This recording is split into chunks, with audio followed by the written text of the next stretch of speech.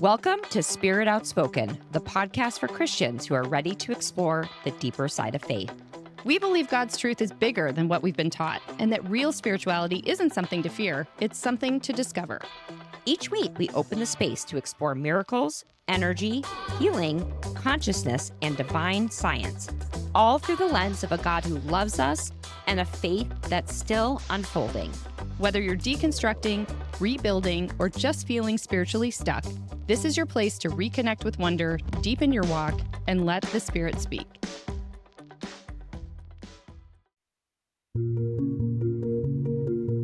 Welcome to Spirit Outspoken. Today's episode is unlike anything we've shared before. We sat down with Elizabeth Byrd, a creator and spiritual voice we stumbled across on Instagram at Lizbeth Rising. What started as curiosity turned into a jaw-dropping, soul-shaking story. Liz's journey moves through a Slavic Christian upbringing, trauma, psychedelics, mystical encounters, past life downloads, and ultimately a personal connection to God and Jesus that reshaped everything. This episode is long, deep, and intense, so we're breaking it into chapters. As you listen, ask yourself, where do I see myself in this story? Where do I still need permission to question, grieve, or awaken? Chapter 1, Growing Up Slavic Christian. Liz begins by painting a picture of what it meant to grow up in a deeply traditional Slavic Christian community, where everything from dancing to card games was considered sinful. From previous conversations, I'm realizing somewhat of a unique journey when it comes to Christian people, or like a person coming from a Christian background, but also pretty common for like the New Age movement. My journey began with psychedelics, which is funny because now I'm sober. Now I don't even use them myself. I don't have anything negative to say about them. Just don't feel called to use them anymore. Outgrew that, I guess. But It did serve me for a time. And like you guys mentioned, a lot of people will get on the spiritual journey out of like rough aspects of their life, things coming up, trauma, triggered, death, like difficult things are really what push us to make changes and to like crack us open, start questioning reality, why things are the way we are. If everything's going great, then yeah, of course, it's easy to believe in a loving God. And then something goes hard and it's like you start questioning things and different answers start to come up. For me, it feels like the very beginning portion of my life was like all of that struggle. Like, it's not to say I had it so bad. I'm very grateful. I had so much beauty, but I grew up in a Slavic culture. So my family is from Moldova, which is a small country in Eastern Europe right next to Ukraine. We're basically like bordering countries. And my dad is actually Ukrainian and my mom Moldovan, but I was born there. And then at 6 months in 2001, we moved to the United States. And we, along with like probably hundreds of thousands other Slavic immigrants, moved here. It was a big movement. After 1991, the Soviet Union dissolved and everyone just started coming out. And we congregated in this little apartment complex, a few of them actually in Sacramento area. And then we had churches and churches full of Slavic people. And there was two main denominations. You would either be a Baptist or a Pentecostal, some Orthodox sprinkled in, but mainly us villagers. We were all settling in those two churches. And that's how we even got to America in the first place, was through the church. And the thing about Slavic people is they're very behind. They're traditional. Like, they might be on your parents' level, right? Like boomer generation, maybe even a little older, like whatever that is, generation A or something, I forget. But the generation before boomers. So like I relate a lot to my husband's parents because they're in their late 60s and 70s. And I feel like I was raised similar to them with those kind of morals and values being instilled in me, right? And so we're pretty behind. And so I grew up very conservative, like tattoos were a sin, piercings were looked down on, obviously very conservative clothing, very pure living, even like no dancing. Dancing was a sin. They had their cultural sins as well, right?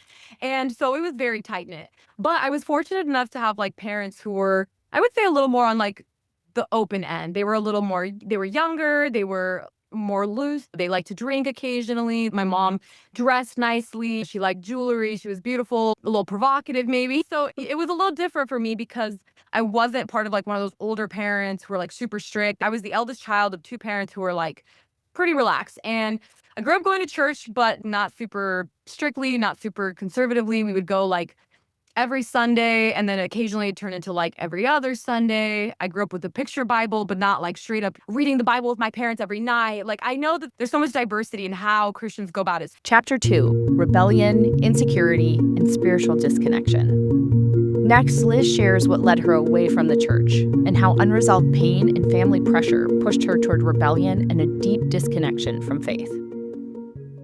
And then in my teen years, I started to pull away from church altogether because of insecurity. Everyone in the Slavic community is very focused on appearances, status, style, like your car, like all those types of things. Like we came here poor and we're all trying to make it big. And so everyone comes to church flexing, right? It's like, oh, what are you wearing? How do you look? What car did you drive? So I started going through this weight gain during during my teens. When I went to high school, I went homeschooled and I started gaining a lot of weight. And that made me very insecure because it was rapid weight. I gained like 60 pounds in like 1 year. So it was like, bam, it was just bad sleep schedule, bad diet, lifestyle, just everything, depression, just started eating. And I also grew up in a somewhat of an abusive household. Like what Slavic consider discipline is what Americans would consider abuse, right? And there's definitely a lot of anger being taken out on me. That I was again the oldest child. I had one little sister who was 7 years younger than me, and so a lot of the heat really went on me. I got all the anger, all the frustration, but from both my parents.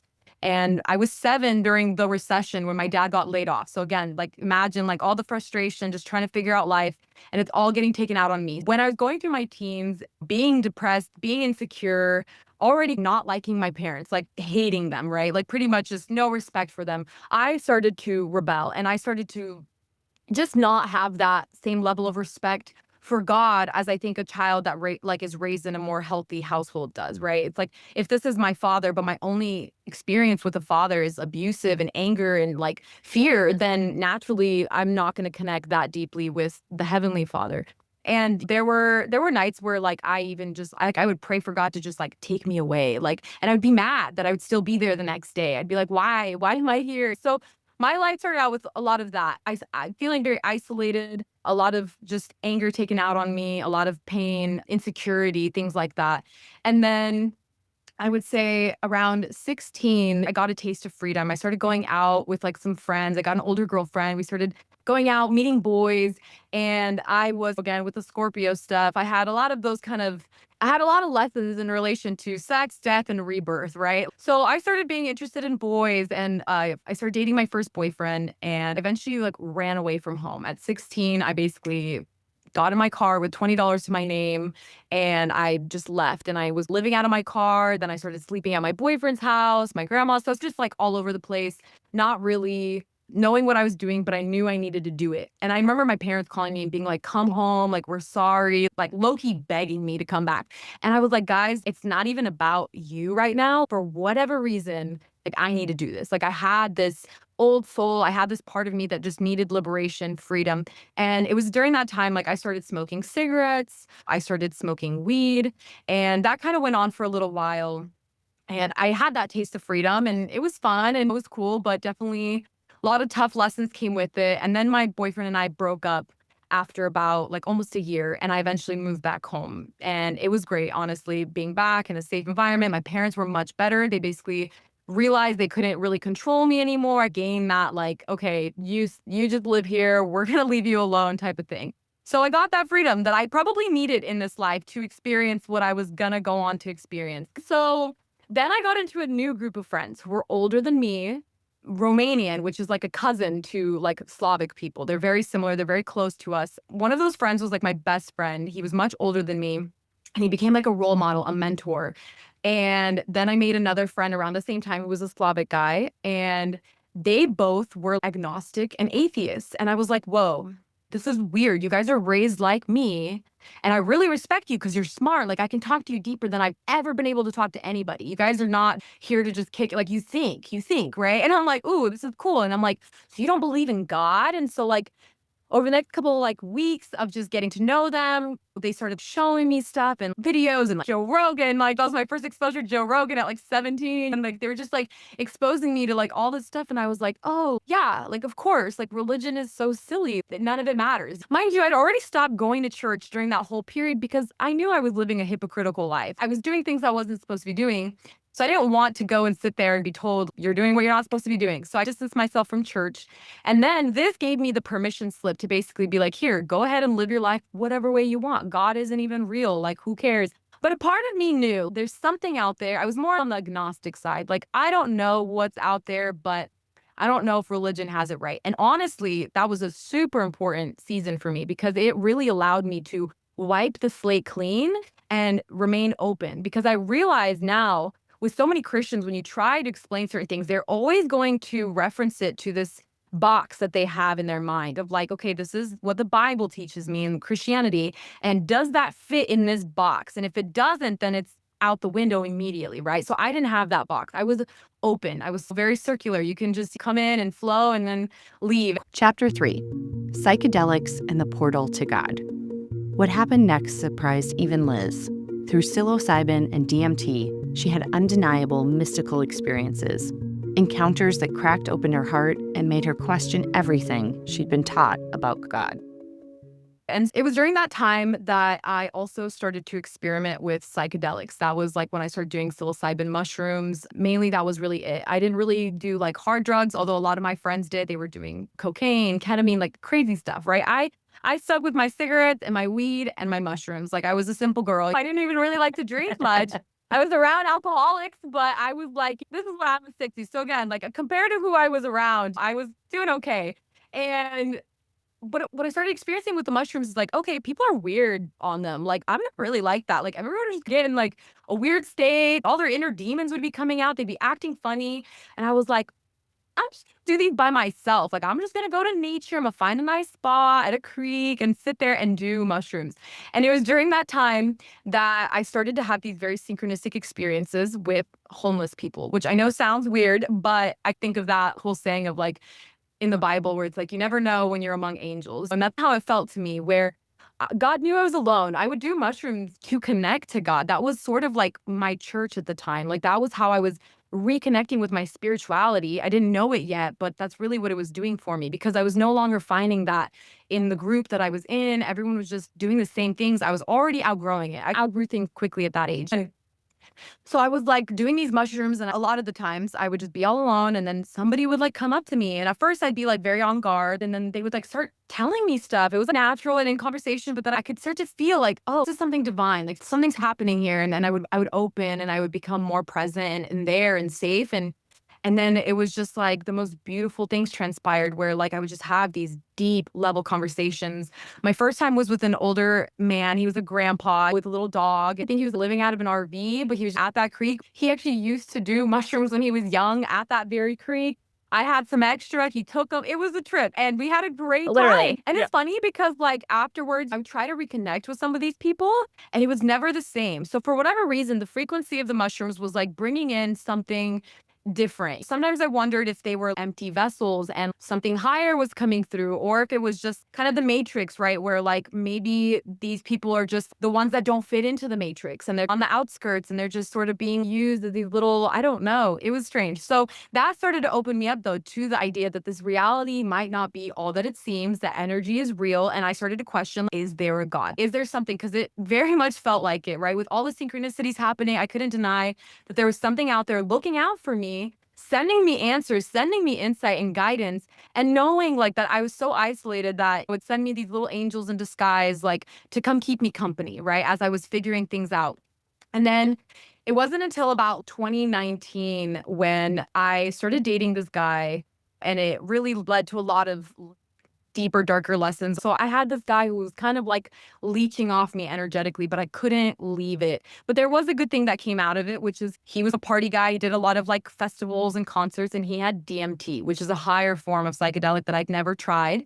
And when I did it wrong. You're supposed to keep your eyes closed, but I actually had them open. I probably would have blasted off if I had them closed. But what I saw was the whole room just turn into pixelated colors and beautiful shapes and geometry. It was just like things were pulsating and moving. Everything was alive. It's like I saw the energy behind the materiality. It was like, you know how we say like this is an energetic world and it's all just vibrating at the frequency of matter, right? So it's like that matter just dissipated and all I saw was energy. And I felt like I was in the presence of God. And all I felt was awe and wonder and gratitude. And it felt like everything that happened in my life was like leading to that moment. And that's when I just undeniably knew there was a God. Like God was real and I might have just met it. Like that's how it felt. And from that point, like things really started to accelerate. Things really started to shift for me just from that one acknowledgement. So around the same time, that I was dating this guy. This guy started working on my car. I knew this guy was a mechanic and I knew him from the past. And I had this very unique car. It's like this old German diesel car. And he happened to know how to work on it. So he was working on it. And he was also around the same age, the guy that I was dating. They're a little older, like 7, 8 years older than me. And he started kind of like showing interest in me. But I was so caught up with this other dude that I was like, no, just like fix my car, like keeping him at arm's reach. Because for the longest time, I was like, I'm going to be a free spirit. I'm going to travel. I'm not going to have kids. Like I was just very much in that movement of you're not going to tie me down. And at the same time, I was like, okay, maybe I do want something more serious. Maybe I'm ready. So I was like, what would that look like? And I wasn't super like into spiritual practices at that time, but that's when I started journaling and I started reflecting and I started healing a lot of the wounds of like my dad, right? I'm like, okay, sure. He traumatized me. He messed me up. But what was good about his marriage to my mom? What mattered? What was important? What did I like?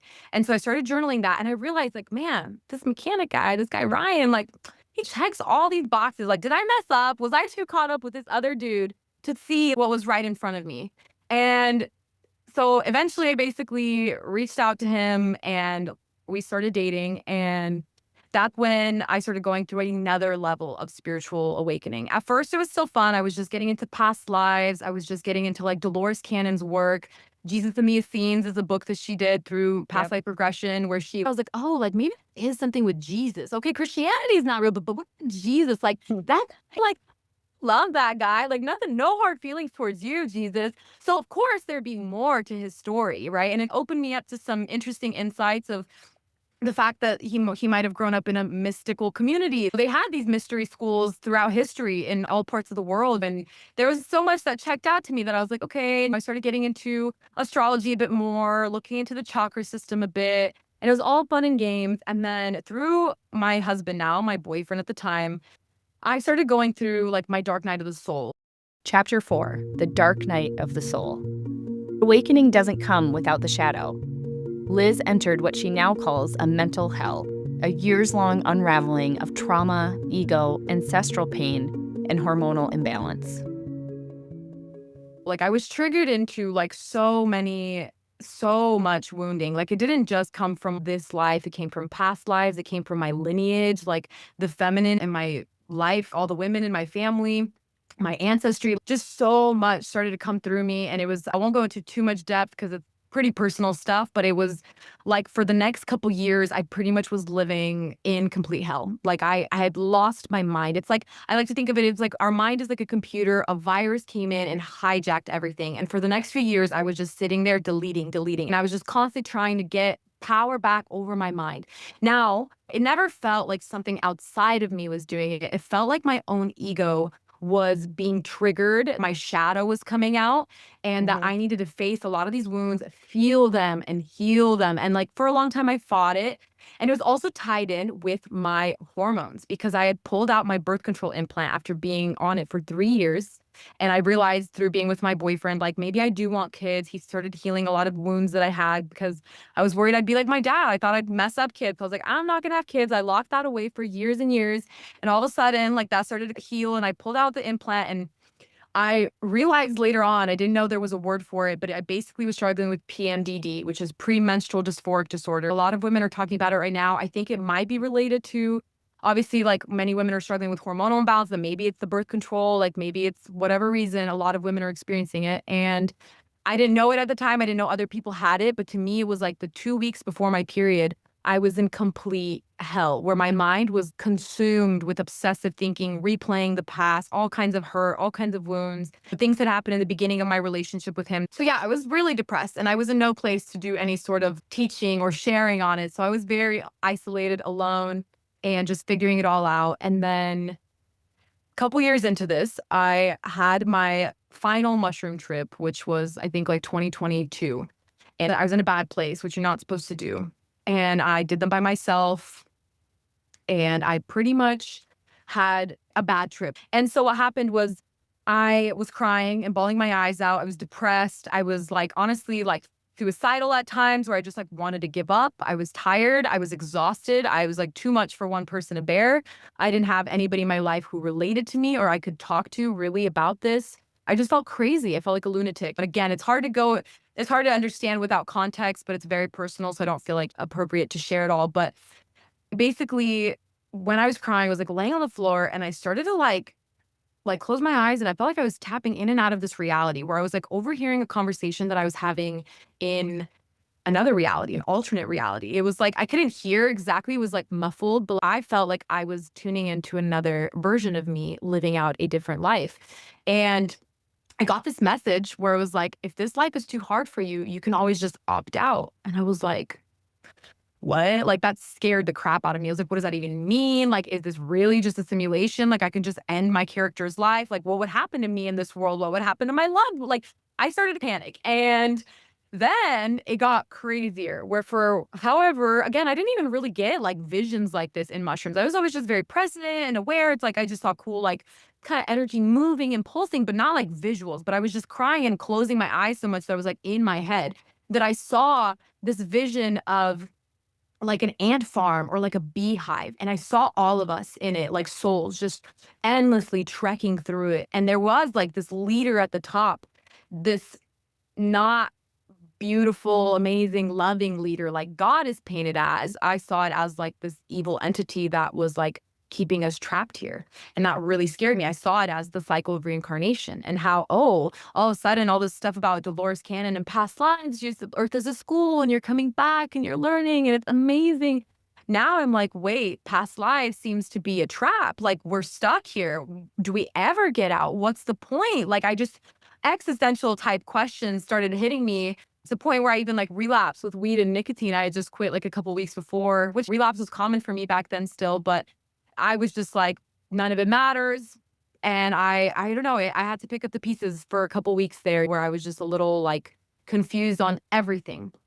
And it was around that same time I was led to this book called A Course in Miracles, which I don't know if you've heard of it at all. I think it's beneficial for people to start learning about it because I didn't talk about it openly. I kind of like have my insights, but I don't share where I get them from. And so I'm like, you know what? It's time to start citing the source. A Course in Miracles is basically a metaphysical text that supposedly is channeled by Jesus through a woman named Helen Schuckman. The story goes that Jesus knew Helen in her past life when he was incarnated as Jesus of Nazareth. And she, I think, was even a scribe in that lifetime. And so they made a full contract because probably in real time, Jesus was seeing how people were misunderstanding his message. They were like, they're not getting it. Like, this is way over their head. He said it to the disciples. He said it to the masses. You guys are not ready for what I have to say. There's so much more that I need to tell you, but like, you are not ready for it. And so he's like, all right, whatever her name was in that life, he was like, we're going to make a deal in a couple lifetimes. I'm going to come back and you're going to help me scribe out a corrected version of my teachings because they're going to totally mess this up.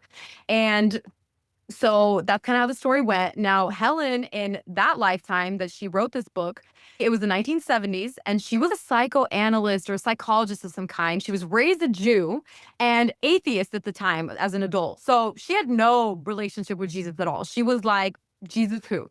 Jesus did tell her, hey, this isn't exactly the lifetime that I picked out, but we need to speed things along. He probably saw that window with like the hippie movement and collective rising a little bit and opening up. He's like, we're going to come in a little early and we're going to get this through. So she was very uncomfortable with the stuff that was coming through her, but she wrote it down anyways because she just knew in her soul, like this was a part of her path. This was a part of an agreement she had made and she knew it was going to be important. So literally, Helen did not even live according to the court. She's like, I'm simply a vessel. I am simply a servant of God right here, right now. And the book itself is really just an undoing of the ego's thought systems. And it's a recognition of the fact that this reality is an illusion, a dream, like that none of it is real and that your body is just a tool for communication and nothing more. It has no actual value beyond this illusion. That we are all collectively, the sonship is what they call us, like the one and only son of God, that every single person is your brother and that God loves you unconditionally, that sin is an illusion. It's pointing to mistakes, but those can always be corrected through the Holy Spirit, which is what God uses as a bridge to connect to us because one more thing, that this reality was not created by God at all.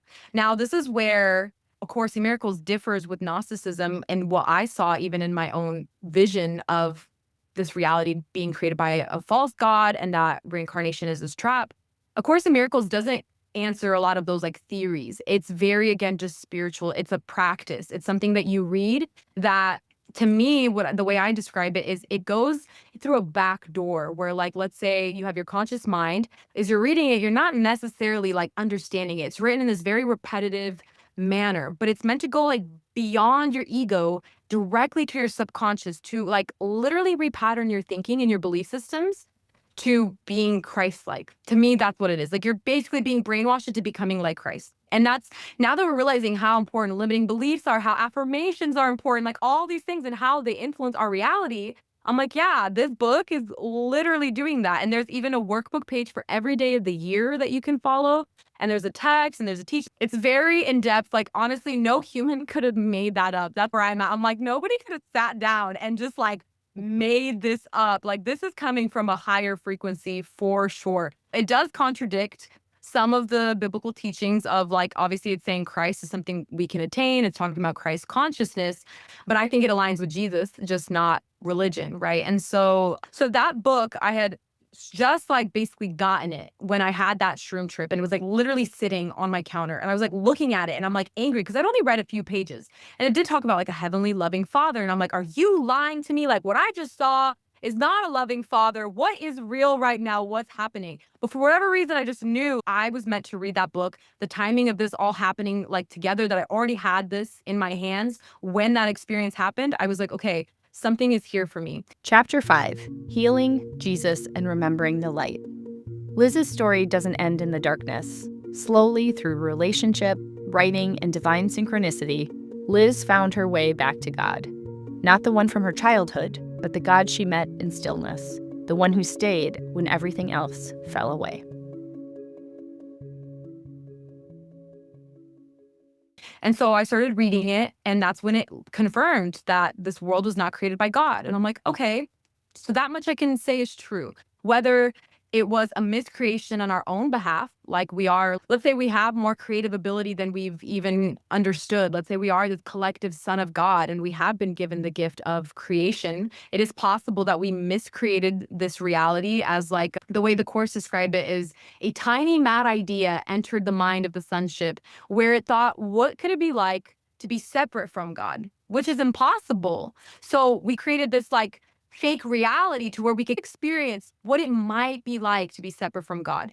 It's not real at all. It's like a bad dream. And so when you wake up out of a bad dream, you're like, man, like, oh, I don't know what I was doing, what was happening. And then 30 minutes later, you forget about it and it's past you, right? So that's how that's how Jesus and God talk about this reality. It's kind of like one bad dream where we think we're separate from God, but that's a false delusion. And the ego was sort of created within the reality. So it took form and it started to grow and it started to seep.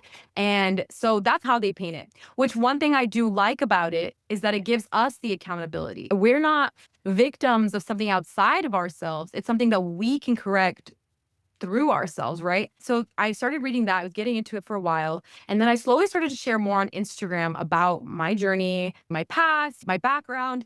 And this was the first time I was being vulnerable like this on Instagram. Because at the time, most of my followers were still people from my culture, my community, people who knew me since I was a child. I was sharing about smoking, my past, like all these things, right? And a lot of people did resonate though. And they were like, wow, you're so brave for sharing, because we have a very judgmental culture. And they're like, this is amazing. I didn't know you even went through this. And then I get to the end where it was my take on Jesus. I was like, look, I left God altogether. I came back, but it was different. It's more in the new age. But now I'm like reconnecting with Jesus. And I'm in this place where I don't know, but I feel like there's more to the story. And there was this one girl who I didn't know personally, but she related so much. She's like, oh my gosh, me too. Oh my gosh, yes, same. I went through something so similar. And then we get to the Jesus part at the very end. And she's, oh, actually, like I was also in the New Age for a little bit. I was raised Catholic, went into the New Age, and then I realized, oh, Protestantism is actually who has the right answer. Like sola scriptura, the Bible's immaculate. The Catholics had it wrong. That's where I was mistaken. And the Bible is immaculate. I would love to have a conversation with you about it. And I was like, okay, sure. She was cool. I liked her. So I was like, whatever, let's do it. I was nervous because Christians can be so confident. I know they have all the backing. I know they have all the data and the research and the evidence. It's all kind of like, a lot of it is still like speculative. They'll pull from the scholars that are like biased and all that stuff. But nonetheless, she was very smart, very intelligent, and very confident in the fact that the Bible is 100% immaculate. And I was like, okay. So I was kind of going back and forth with her. And honestly, it brought me to my knees where I was like, God, I was like, if I am wrong, if the Bible is 100% true, stop me like right now. Show me clearly, please, God. Reveal it to me because I do not want to be sharing about my story. I do not want to be leading people astray. I do not. I am humbly asking you, please correct me. If the Bible is 100% immaculate, I will turn back. I will change. I will give it all up. Just show me now. And over the next few days, we continued our conversation.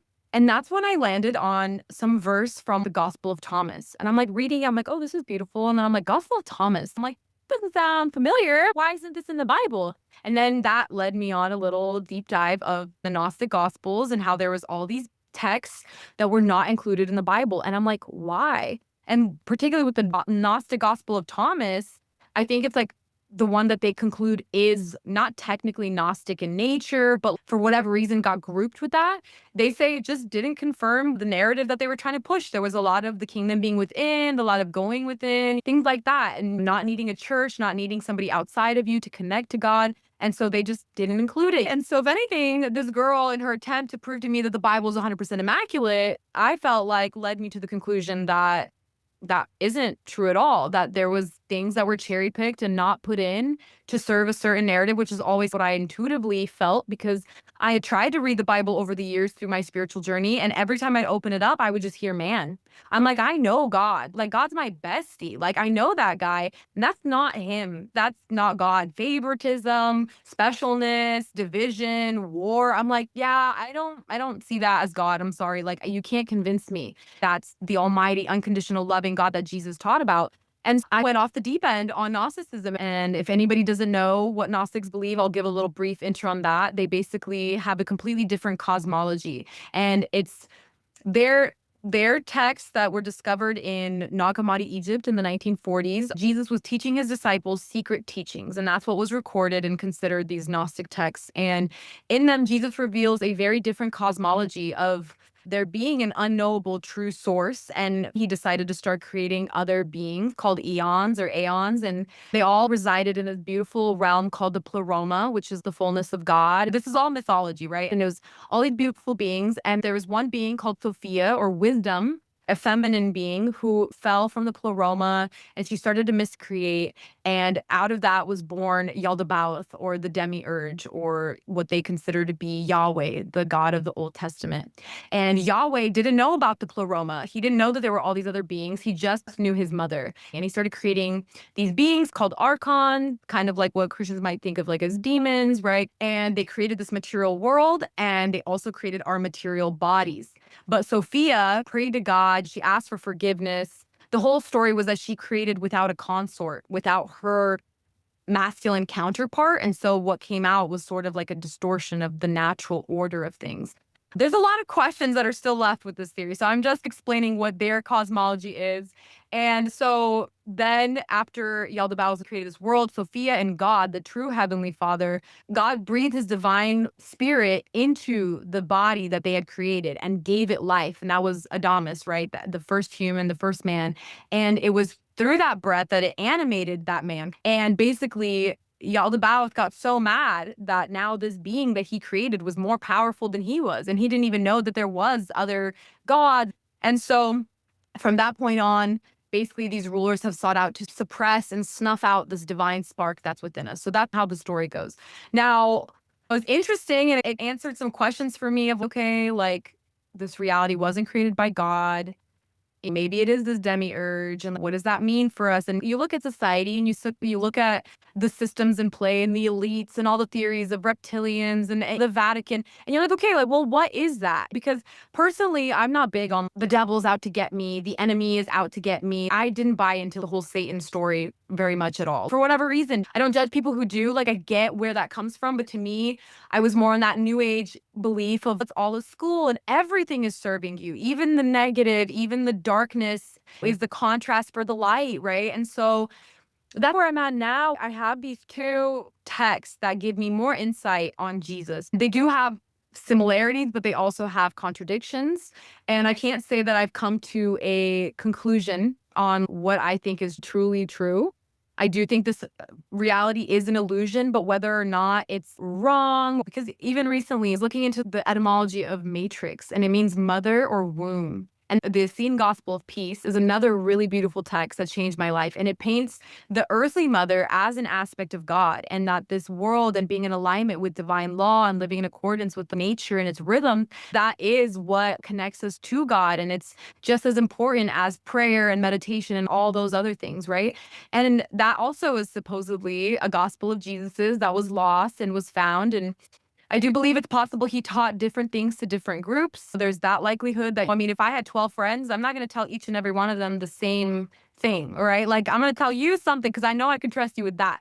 But you're not quite ready to hear this about me, so we're going to keep it over here, right? I don't know. Historically, that's why I don't care about historical evidence, because I'm like, Jesus, like the Christ, like it's alive and well, and it's here in our reality, and it's playing its role. And he didn't just die at the cross and then leave, and he's just like kicking back and watching. I believe he's actively here as a guide, as a master leading us. And so I have a theory, like a speculation of how the Gnostics talk about the demiurge as this miscreation. I wonder if we are the demiurge. It's not fully developed, but I sometimes wonder if we are that ignorant being that fell and split itself off. There's all those stories and myths about like trying to make sense of what's happening. But God and like Jesus are trying to reclaim us back into this holy family, this pleroma. No, like we love and accept you, even if we were maybe somehow miscreated out of ignorance, or maybe that's not true. Maybe God can't miscreate, right? That's the whole thing within Gnosticism that I don't fully understand is, it talks about God as incapable of miscreating, this perfect being. And same in the Course in Miracles, it says God is not able to create imperfection, so this world cannot be of God. So I'm like, but then God allowed Sophia to fall, and God allowed this being to be created. Or is it just free will? He gave free will to these beings, and then they are able of making mistakes. So that's where I'm at. And I know that was a really long journey, but that brings in the Gnosticism, how I got there, where I'm at currently, and trying to figure that all out. We hope you enjoyed hearing Liz's personal story and the powerful way her spiritual journey unfolded. From her Slavic Christian roots, through profound inner exploration with psychedelics, and ultimately toward a renewed and deeply personal connection with Jesus. If you feel called to explore plant medicines or psychedelics as part of your healing or spiritual path, please do so responsibly with a licensed therapist or trained facilitator in a legal and safe setting. We hope today's episode invites you to stay curious, stay grounded, and keep reaching for that divine connection in whatever form it reveals itself to you. And be sure to join us next week as we continue our conversation with Liz, as we discuss Gnostic texts, expanding our Christian and spiritual perspectives, and much more. Until next time.